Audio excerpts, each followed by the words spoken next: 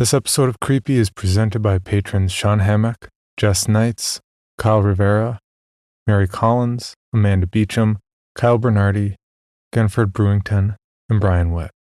If you'd like to see how you can support the podcast, check out the reward tiers at patreon.com/creepypod.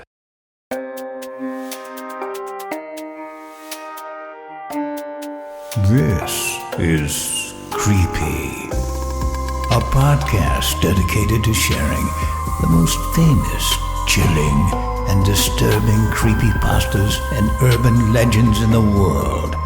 Whether these stories truly happened or are simply fabrications is for you to decide. These stories may contain graphic depictions of violence and explicit language. Listener discretion is advised.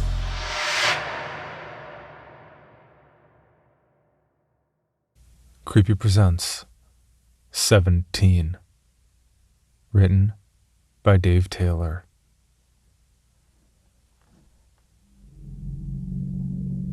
Edgar raised his head from his chest, back pressed firmly into his favorite recliner, his entire body drenched in cold sweat. He stared into the shadows at the edge of the living room, eyes welling with tears as he lifted the revolver slowly and deliberately to his temple. 17, he whispered to the darkness. The index finger of his right hand had already found its perch on the trigger during the weapon's ascent, during which he had hesitated no more than a second, his only concern ensuring that the angle he chose would prove fatal. He clenched his left hand into a fist at his side, steeling his will. He inhaled sharply, and with further need of neither breath nor will, he clenched his right hand. Darkness flashed brilliantly to light from the barrel of a .38 Special, as the gunshot's dull thunder echoed around the room. The remains of Edgar Freeman slumped sideways in what had once been his favorite chair. The other man with him in that chamber smiled softly, the one in the shadows who had been briefly illuminated by the muzzle flare. That sallow man in the dark suit with the pale blue eyes.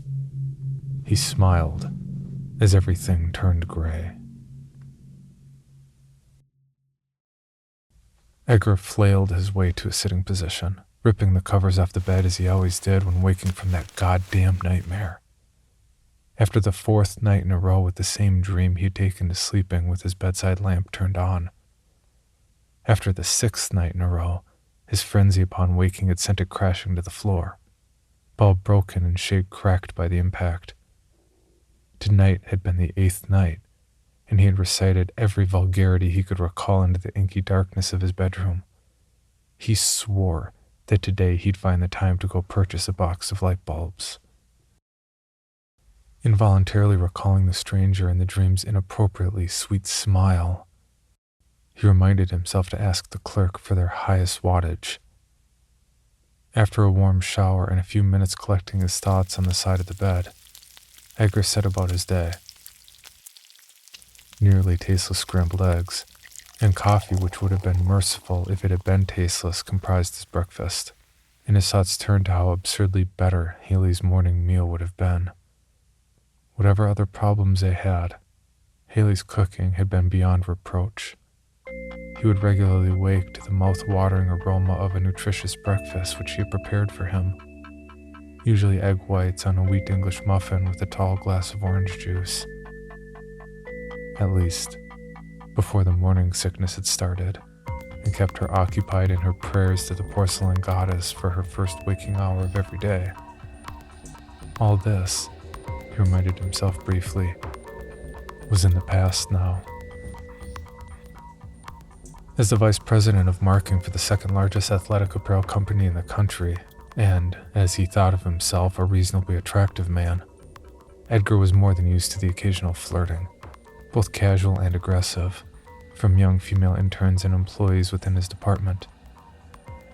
It came with the territory, and was never anything he couldn't brush off. Thoughts of either taking it further than flirtations or reporting it to human resources very rarely crossed his mind. the former on account of his pregnant wife, the latter on account of the ego boost it provided. 1 month ago, however, Edgar began an affair with a particularly buxom college intern named Samantha. Above and below the brassiere, she had been nothing special, just a warm body to quell the urges to which Haley had been unwilling or unable to tend after entering her 3rd trimester. Even the sex was unremarkable. Their first rendezvous took place in a motel a few blocks away from the office, the type of place with bay windows overlooking less than scenic freeway overpasses, and even the roaches used blacklights before scurrying under the unmade bed. As a cursory nod to legitimacy, the establishment stopped short of offering rates on a per-hour basis, a fact known because Edgar had inquired upon checking in. After that first encounter, the two grew bolder and less discerning in their indiscretions. Edgar's office came next, and that time had been a little more satisfying, a combination of the danger and the skirt Samantha kept on at his request. But boldness turned quickly to carelessness, and Edgar was an apprentice of infidelity less than 2 weeks before Haley discovered his betrayal. Whether it was a whiff of unfamiliar perfume or a phone call from one of Edgar's jealous rejects who had spotted the two of them around the office, his adultery with Samantha was soon the topic to which Edgar returned home from work. The accusation was on her face the minute he walked through the door. He had come home late from a particularly wild romp with Samantha, and the words from Haley's trembling lips quickly disclosed exactly how much she knew. It would have been pointless to lie. She had too many details and he too little imagination, so Edgar confessed and made a perfunctory effort to justify his behavior. She cursed him with a severity and intensity which Edgar had never seen from her before, and in her final words to him she made it clear that she was leaving, and that she would make sure he would never in his life have a role in raising their child. Despite his heartache at the prospect of losing Haley, Edgar had spent too long in a cutthroat business to take threats passively, even from his wife. He laughed bitterly, and reminded her of the quality of the lawyers within his means. When he was done, Edgar said with words he instantly regretted but found himself powerless to silence, she would be lucky to get weekends and a few holidays with the kid. That was a lie, and he knew it, but at the time his main objective was to get off the defensive and regain the upper hand in the fight, maybe even make Haley reconsider her choice to leave. He would happily cut some hefty checks to a marriage counselor if it saved him from the much larger ones in the form of alimony and child support. But something in the way Haley was smiling at him suggested that he had misunderstood her intentions. And as he realized far too late, if he had been more observant, he might have noticed an empty hook on their key caddy and connected it to that sardonic grin she was wearing. She hadn't left right away like he had expected. Isn't that always the way it works in movies and on television? The guy comes out of the bathroom or back from the bar a little while after the fight to find the gal's suitcase dusted off and bulging with all the expensive clothes he brought her over the course of their relationship. Her haughty and defiant, him prostrate and pleading. Edgar would have never played the latter role in his life, but he had fully expected the former from Haley. Instead, an hour after he walked away from their screaming match to a much-needed shower, he stuck his head in the living room to find her sitting in his favorite chair. What a bitch. Staring off into space and rubbing her, goddamn is she ready to pop, pregnant stomach. As far as Edgar was concerned, that was the end of the first of presumably many arguments on the subject. He ascended the stairs quietly and slipped into bed. The day had been long enough, and she clearly wasn't going anywhere or she would have left already. Haley never came to bed, but neither did he hear the front door slamming behind her before he drifted off, so it seemed she had decided to stay at least for the night. All will be well, Edgar told himself as sleep overtook him. but I doubt she's going to fix my breakfast for a few days. The noise which ripped him out of that deep slumber came just after 5 o'clock in the morning, according to his alarm clock. By the time consciousness took hold, the sound had died as quickly as it came. He stood reflexively and scanned over the bed with eyes barely awake enough for even that simple task. Eventually determining Haley's side to be empty, Edgar shuffled out of the bedroom door and down the stairs to determine what caused the sudden clamor. He didn't need to reach the bottom of the staircase or allow his eyes further time to adjust to know that she had decided to leave him after all. One glance into the living room cleared up any doubt on that subject. There were no bulging suitcases or haughty looks, just an unlocked and opened gun cabinet, a crimson splatter on the wall, and a steady trickle of the same beating down the side of his favorite chair and pooling on the hardwood floor beside it. After a moment of shock and paralysis, Edgar lunged for the house phone in huge, desperate strides. The rapidity was not for the sake of Haley, through whose newly ventilated skull he could clearly catch glimpses of the televised presidential debate at the far side of the room, but for her blameless passenger of 7.5 months.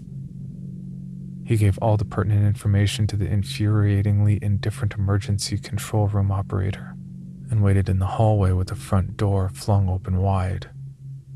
The gunshot had drawn a crowd of early waking neighbors to the driveway in front of the Freeman residence, a phenomenon bred not out of bravery in the face of danger, but from casual ignorance of danger reserved exclusively for neighborhoods peopled by the wealthy and sheltered. They eyed him accusingly, none with less than dawning suspicion in their gaze. Edgar raged at them for this, first with harsh thoughts, then with guttural growls and impotent flailings. They would collectively step backwards when his fury and frustration flowed strongest, and advance again when the yelling waned in ferocity. A human tide of slack-jawed gawkers. The spectacle was temporarily dissolved by the wailing sirens and subsequent appearance of an advanced life support ambulance, from which paramedics rapidly spawned just a few minutes after Edgar's conversation with their dispatcher, another feature exclusive to the type of neighborhood in which Edgar and Haley Freeman resided. The crowd made way for the emergency vehicles, but soon found a new vantage point on Edgar's lawn. The paramedics discovered Edgar's wife slumped over in his recliner and strapped her lifeless form into a gurney. Once she was properly secured, they wheeled her rapidly out of the house and into the back of their ambulance. Edgar jumped in as well, but there was no time to either ask or answer any questions before the crew slammed the bay doors and sped off towards the county hospital. Between checking vital signs and attempts to keep oxygen pumping into the corpse of his wife for the sake of their unborn child, Edgar noted the cautious glances being shot his way by the paramedics, as well as the blue flashes from the multiple police vehicles which followed close behind the ambulance. I didn't have anything to do with it, he wanted to say, to scream, but in the back of his mind he knew that was just a degree or two away from being precisely the truth, and so he remained silent. He thought they would throw handcuffs on him as soon as they arrived at the hospital, but instead the throng of police officers just explained they would wait with Edgar while the doctors did what they could for the baby, and maybe get some information from him if he felt up to talking. Edgar nodded assent, largely because the officers bore all the mannerisms of men who intended to get some information from him whether or not he felt up to talking. They stood outside the operating room, lined up in the viewing area. The officers gave Edgar his space, his face mere inches from the glass, taking occasional breaks to wipe the window off with his sleeve after frantic breaths had fogged it to the point of opacity. They questioned him hesitantly. He answered them hastily and with little regard for the words he used. His concerns were elsewhere, and he knew that there was nothing he could unintentionally blurt out to incriminate himself. He watched as a surgeon made a large incision in Haley's lower abdomen. At least she's sedated for this, Edgar thought insanely. and set about removing the baby from her womb.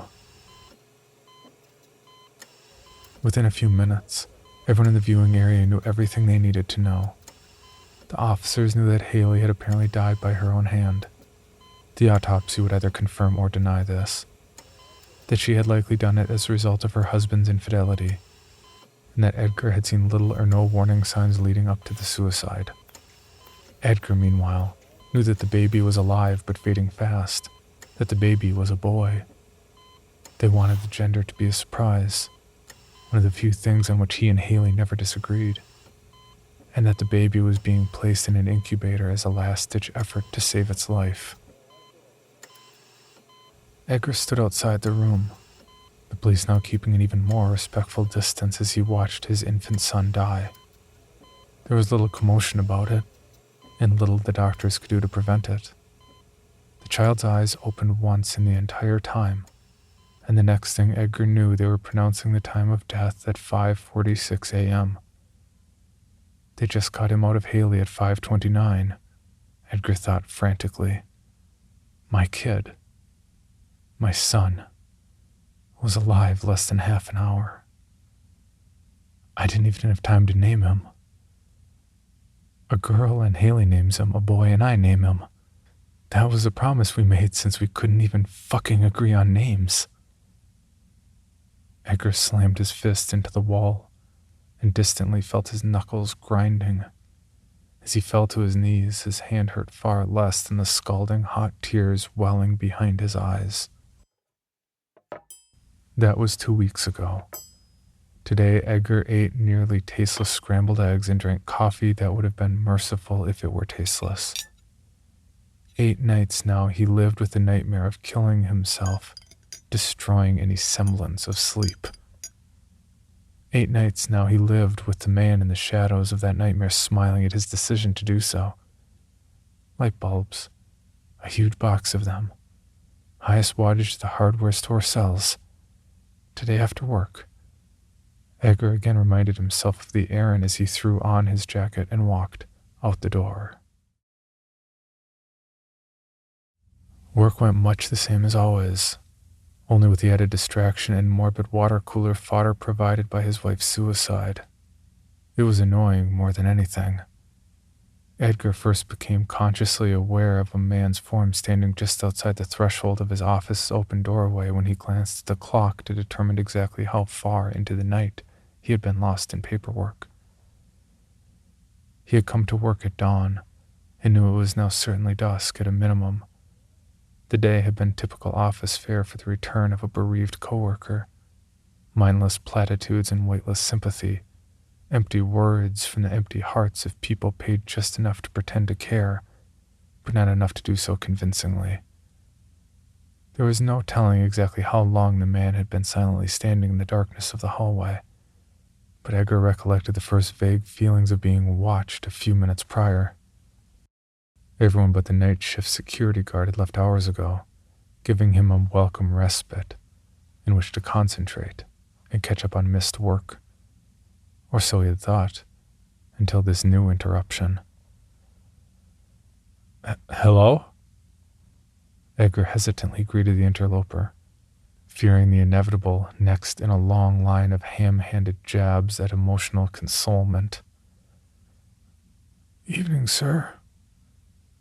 The reply came, grating and phlegmy, his eyes still attempting to adjust to the drastic change from the brightness of his office to the hallway illuminated only by the ambient moonlight streaking in from sporadically placed windows.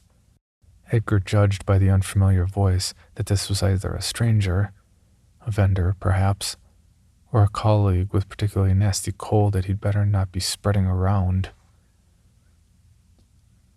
Step inside. I've been burning holes in my retinas under this lamp for the past 2 hours. I can't see a damn thing out there. Can't really stay, the man intoned, practically gargling. Just passing through. Yeah, I know what you mean. It's been quitting time for... Have we met? Edgar's eyes had begun to adjust, and he grew uneasy.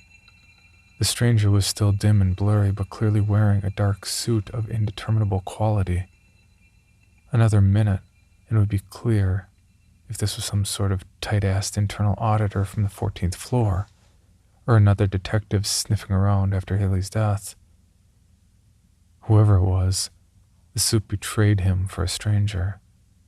Fridays around the office were always casual day, even when the senior executives wore polos and khakis.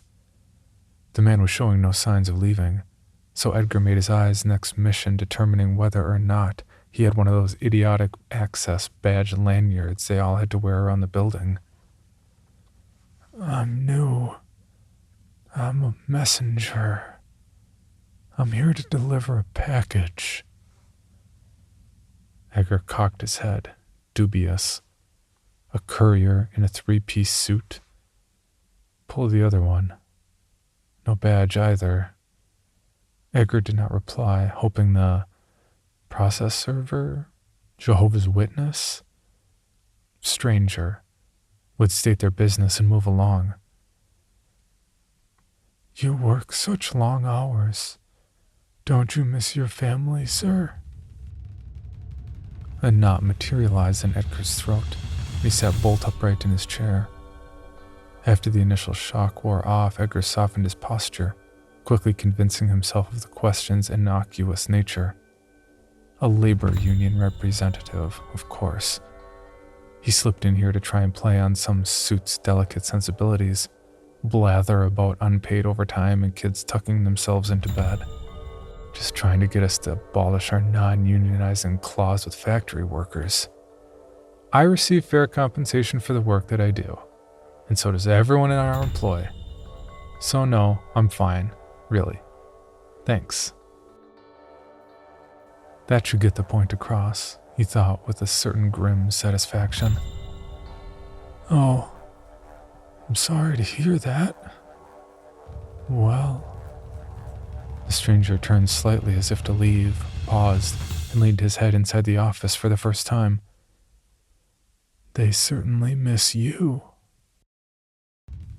The words scraped like icicles up the length of Edgar's spine, gripping his skull with tendrils as cold as the grave. The face had gone from view as quickly as it came, the form of the man as well, but the hideous visage remained burned into Edgar's brain, and in the recesses of his mind he was acutely aware that it would be etched there until his dying breath. The eyes were of a milky blue so pale and distant they suggested blindness, but met Edgar's with an unerring gaze that insisted they saw him very well indeed. The rest of the face was unburdened with such signs of vitality. The skin was sallow and sickly, and even at a distance it appeared to be the texture of well-worn leather. The man's cheeks and eye sockets were sunken, the flesh drooping loose in these places, yet drawn tight against the skull around his forehead and mouth. Gaunt and cadaverous, every feature from the greasy matted hair to the quivering waddle of flesh when he spoke was identical to that of the dark stranger in Edgar's recently acquired nightmares. But everything else was peripheral to the all-encompassing terror which he felt at seeing those damned eyes. There was something unpleasantly familiar in them, something horrible which he found himself powerless to name or explain. Once he regained control of his frozen limbs, Edgar lunged toward the doorway where the man had stood moments prior. The elevator hadn't dinged its arrival, and the stubborn latch on the stairway door hadn't let out the audible clack, customary to every opening and closing. He's still somewhere on this floor, Edgar thought frantically. The idea gave him strength, but no real clarity of purpose. He knew only that he needed to confirm that the stranger's presence here was more than merely a result of his overtaxed mind and guilty conscience. There were no desks, no bathroom stalls, no supply closets left unsearched by the time Edgar's frenzied investigation reached its fever pitch. Motivational posters tacked to the walls of overbearingly congenial and downright suspiciously diverse business people, smiling and clasping hands warmly, seemed to be mocking him. silent conspirators against Edgar in his quest. "Sure, we know who he is and where he went," Edgar could imagine them saying, "but we're too busy leveraging our synergy and engaging in the value-added interfacing to dialogue with your initiative." He dragged both hands through his hair, gripping thick handfuls of it and tugging slightly. His visitor, if something more than a delusion, had departed unseen and unheard. Edgar could hear his heart pounding wildly, seemingly slamming against the back of his ribcage.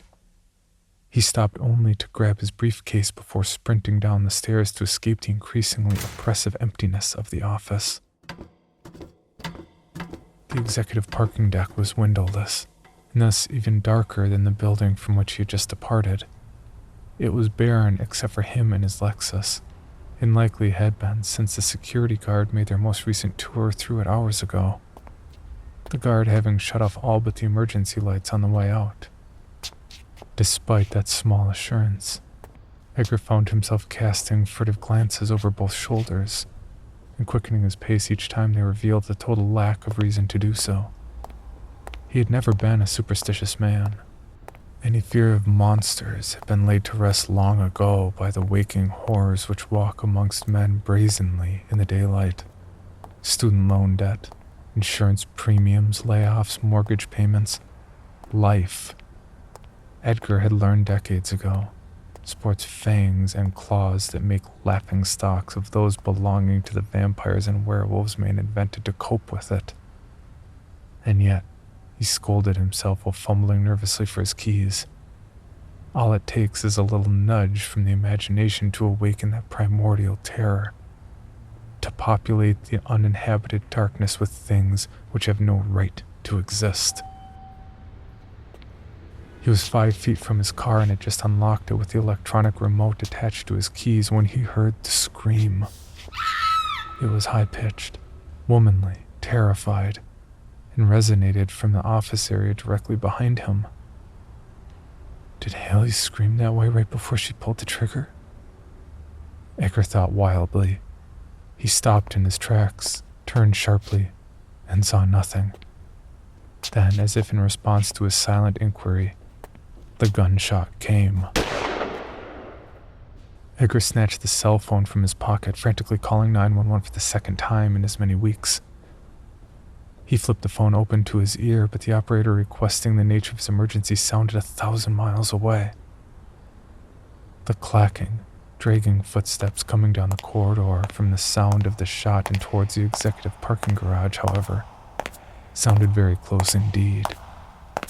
Edgar dropped the phone and practically dove into his car, his foot was on the accelerator as quickly as he could throw the vehicle into gear. The roads outside the office were illuminated solely by the streetlights and the occasional flash of the passing motorist's headlights. The sun had vanished below the horizon hours ago, when people in khakis or sensible shirts departed on a 14-hour break from pretending to care about each other's children or gastrointestinal complications, and left Edgar alone with 2 weeks' worth of backlogged paperwork. Stress, he rationalized, can make you hear things. Emotional trauma. None of it took any pressure off of his mind or the gas pedal as he sped toward home. Upon his frantic arrival, Edgar knew something was wrong before he ever burst through the front door. He hadn't turned any lights off since the nightmares started, much less when he expected to be out past sunset. And yet he found himself fumbling around the darkness of his hallway for the lights. When his blind groping finally brushed across the light switch, there was very little surprise in finding the knob broken off. Following the day's events, it would have been a bigger surprise if the switch had been in working order. Instinct told him to turn and flee the house, but the flashing red number 1 on his answering machine called with an even greater urgency. Despite his hand's anxious trembling, Edgar's fingers struck the play button with unerring precision. A motion he had grown well acquainted with over the past 2 weeks.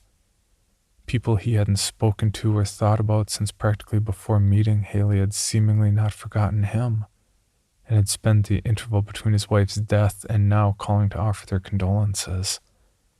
Their concern only served to compound his feelings of guilt with each message. What had he done to deserve such loyal friends? He fully anticipated another instance of the same consolation, when one of the last voices he would have ever expected emanated from the machine. Edgar. The voice's normally chipper lilt came, tinged with an unmistakable edge of caution. It's Samantha. I know I shouldn't be calling you. I'm probably the last person in the world you want to hear from right now. And I can't tell you how sorry I am for what happened. There was a pause in what sounded like a sob. Edgar thought this was quite possibly the most real, orgasm-less emotion he had heard from Samantha since they first met. Sorry for everything, really. We couldn't have known how this would end. But I know I have no right to call. I'm just worried about you, is all. I laid out of work today because I heard you were coming back, and thought you didn't deserve to have to bear seeing me on top of everything else. I could only imagine how hard it must be for you right now. And to tell the truth, I was scared to see you. Scared you might point at me every time someone asked or something. I know it's stupid and selfish. But I came by the office just now to pick up some work to take home with me, and I saw your car in the parking garage. Edgar eyed the time of the message on the answering machine. She had called sometime between the end of his frantic search of the office and before he made it to his car, which means that she was there right about the time that... The voice on the machine kept talking, and Edgar found himself now listening more intently than ever, his knuckles turning white from clenching the kitchen counter so tightly. Saw your office light was on, but you aren't anywhere around. And man, this place looks like a tornado hit it. Someone really tore through here. I thought about you right away, so that's why I'm calling. I don't know if this is long overdue, or if I should have just done a quick fade and found another job and never called you again, or what. I mean, what's the appropriate thing to do here? I can never make things right, but... I'm just so sorry, Edgar. Please call me back when you get this. I Miss was the last word spoken by Samantha, unless one counts a blood-curdling scream, following which came the sound that silenced whatever would have come next. The gunshot rang out like a thunderclap and lost none of its horrible potency on the way through the phone lines to Edgar's answering machine. The ensuing silence was deafening, and Edgar stood rigid in front of the machine, bent forward and staring at it intently, as if he expected it to begin displaying visual clues as to what had taken place.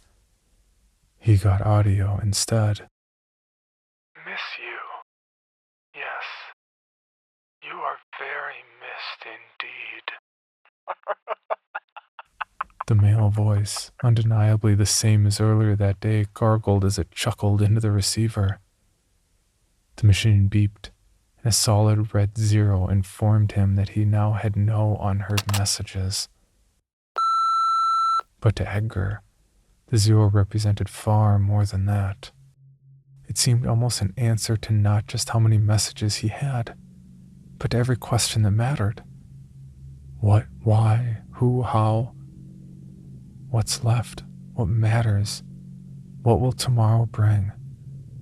Nothing but 0, of course. Just a big, blood-red negation. Edgar released his death grip from the counter and groped his way into the darkness of the living room. He passed another light switch on the way, noted with no real interest that the switch had been broken off of this one as well, then flopped down into his favorite recliner. I have had, Edgar whispered into the emptiness of the house that would never again be a home, a very tough month.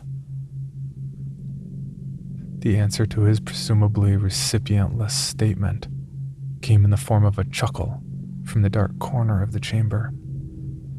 Edgar felt every muscle in his body go tense, and he lost all control of his bladder.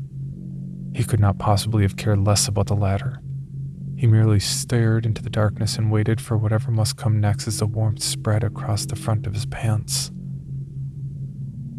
The man in the shadow stepped forward, and Edgar winced again, sinking as deep into the plush chair as he could dig himself.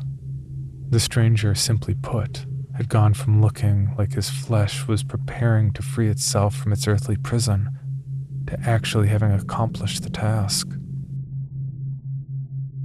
Edgar was staring at the face and body of a man who had begun to lose some very respectable chunks of himself.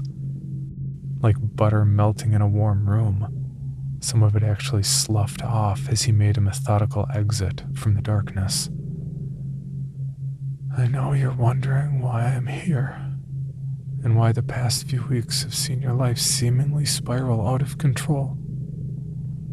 At this point, it comes down to fate. Fate is like playing tug of war with an adversary significantly stronger than you. There will always be times when you feel the rope inching your way, your heels dug in and your earnest exertions yielding the result you've worked so hard for, the victory you know you deserve. But even the times in which you feel the most control, the firmest ground, those are merely your opponent adjusting its grip. But that doesn't preclude what you might call free will. The choices people make are what set fate in motion, and those are the pivotal moments. He paused, then seemingly as an afterthought, like you, renting that motel room. Very few things from that moment to this one have been in your control, and none of them of any consequence. Your whore is dead now, and killed by your own gun. Her right eye looks a great deal like your answering machine now. Just a big red 0. No new messages. By dawn, you'll be in a cell. Your wife found out about you and that whore a few weeks ago. Maybe she took her life. Maybe you had a role in that. The whore, though, she was murdered. There's no jury in the world for whom your guilt is anything but a foregone conclusion. Why? Edgar breathed the inquiry flatly, incapable of inflection.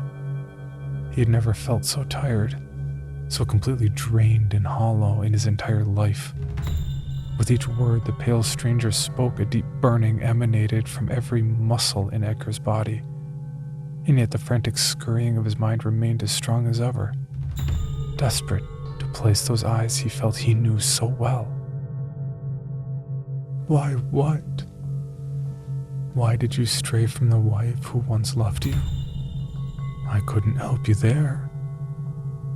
Not that knowing would change anything for either of us. But that isn't the most important why for you, is it? You want to know why this is happening to you, why I'm doing this. But for some reason you're afraid to ask who I am, the true question behind the why, to which I can only say that you must answer for both of us. The stranger resumed his lumbering gait towards Edgar, halting and awkward as he tottered ever closer. Edgar's mind was drawn deep inside of itself to access the half-recalled memory of something he saw years ago in a mid-dawn walk across the parking lot on his way to work. A tattered salt and pepper moth, deceased at the base of a light pole. A coroner's inquest doubtlessly would have revealed a acute case of banging oneself repeatedly into a dome-like miniature plastic electric sun. Then came a stiff breeze which sent the moth airborne, flapping and tumbling towards Edgar's path through the parking lot. The breeze settled, and the moth resumed being a body perfectly at rest, as all dead things should. Edgar reckoned, unless acted upon by an outside force. An unseen force, in the case of the moth, and Edgar again reckoned, in the case of the man now standing before him, because in his movements, Edgar saw that moth very clearly. These were the movements of something which once lived, and was now being acted upon by an entirely different unseen force, one which could only approximate the mechanisms of the vessel it now controls.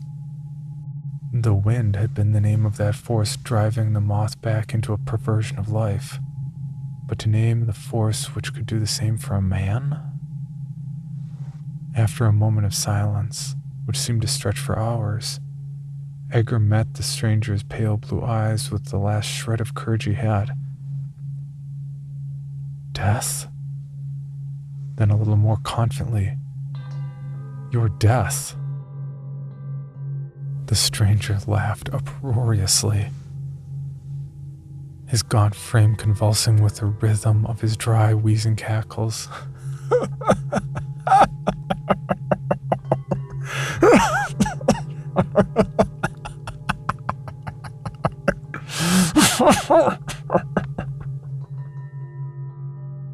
The withered flesh of his face stretching away from blackened gums and all too white teeth in the most hideous approximation of a smile Edgar could have ever imagined. After his laughter subsided, the dark man spoke, wiping away tears which were not there. You misunderstand me. It wasn't my intention to be cryptic.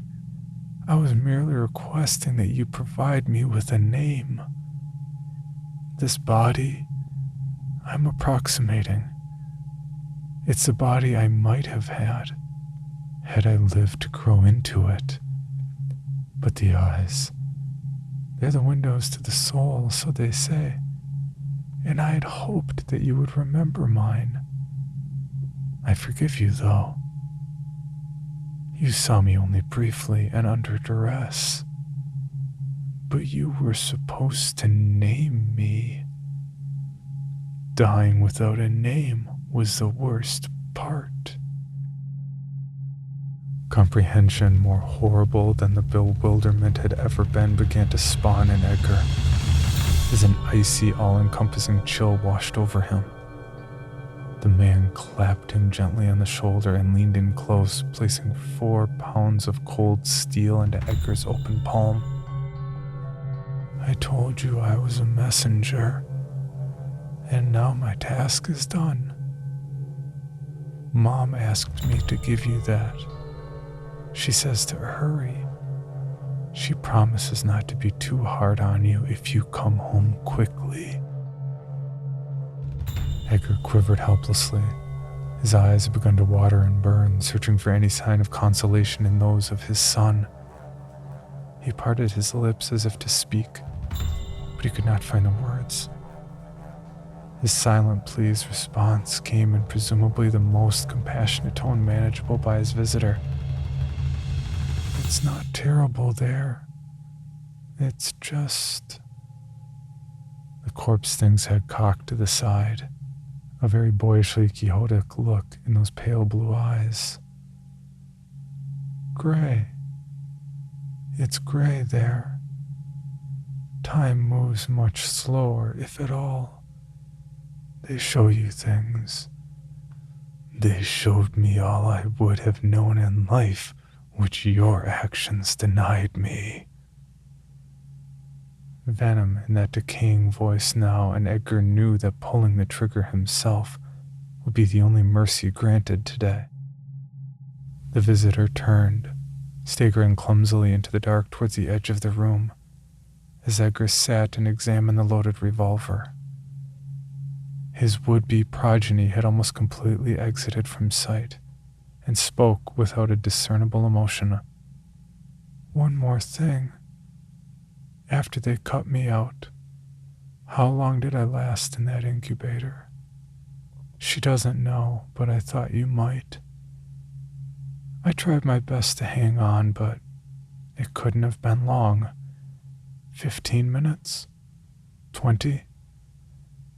Edgar raised his head up from his chest, back pressed firmly into his favorite recliner, his entire body drenched in cold sweat. He stared into shadows at the edge of the living room, eyes welling with tears as he lifted the revolver slowly and deliberately to his temple. 17, he whispered to the darkness.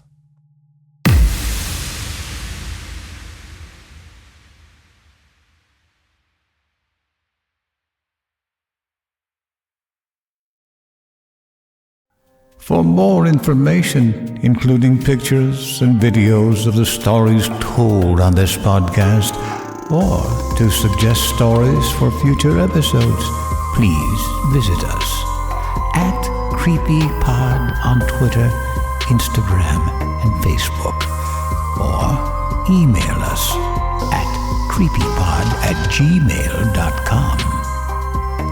All stories told on this podcast can be found at creepypastawikia.com and are protected by a Creative Commons license. Some rights reserved unless otherwise stated.